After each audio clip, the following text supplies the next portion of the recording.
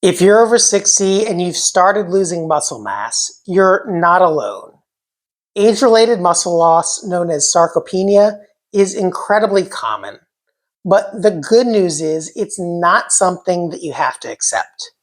With the right approach, you can slow down or even reverse it through strength training. And whether you've never touched a weight or if you're going to the gym but not seeing the results, the 5 tips in this video can help you build muscle after 60. Tip number 1, consistency is key. Although it's quite possible to build muscle after 60, it's not quite as easy as when you were younger. And so you have to be prepared to put in the time to see results. You can see noticeable improvements within 3 months, but research shows that it takes a year or longer to get the best results. And that means training 2 to 3 days per week over the long term. And if you're planning on living for more than a year, it's definitely worth it because it really becomes a lifestyle change. Much like going on a crash diet allows you to lose a lot of weight quickly, but it comes right back if you start eating the same junk again. In the same way, if you build strength but then go back to being sedentary, you're going to lose it. So if you're going to build strength, be prepared to make a commitment for the long term. Tip number 2 is you need to use enough intensity. And this is a very common mistake that I see many seniors make. They'll go to the gym, but just pick up weights and go through the motions. And in order to really build muscle, you need to challenge your body to a level that it's not used to going. That will create an adaptation response, where your body lays down new muscle tissue to be able to keep up with the higher level of demands that you've placed on it. In general, you want to shoot for a repetition range of 7 to 9 repetitions, and that means 7 to 9 repetitions where you can't possibly do more than 1 or 2 more reps. You want to train close to absolute failure, and with something like a biceps curl, that's very safe because if you can't do another rep, the weight is just hanging down in front of you. With something like a bench press or a squat, if you train to absolute failure, the bar falls on top of you.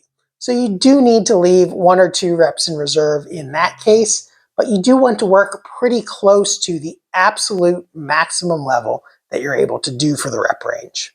Similarly, you need to progress over time, which is tip number 3. If you work to your maximum level of intensity today, but you keep doing that same weight for the same number of repetitions, eventually you'll get stronger and it will no longer be a challenge.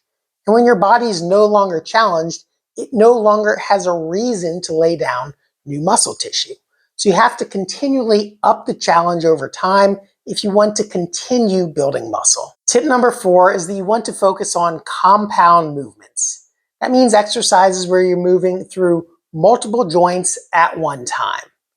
Examples include squats, deadlifts, bench presses, shoulder presses, pull-ups or pull-downs, rows.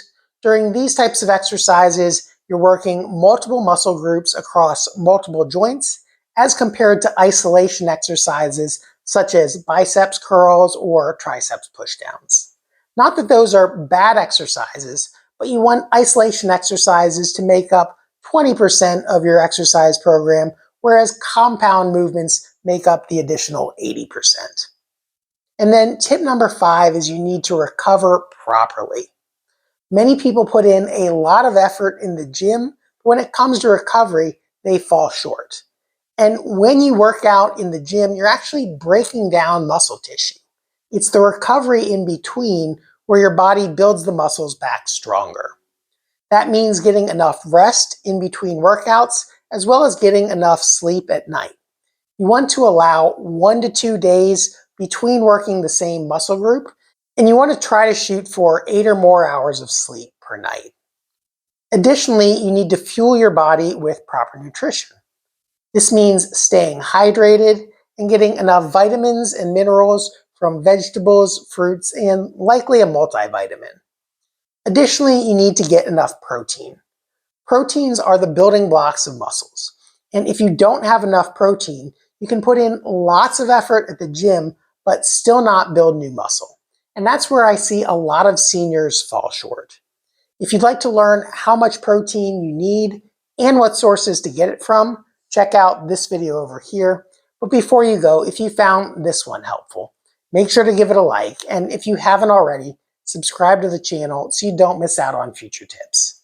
Thanks for watching, and I'll see you in the next one.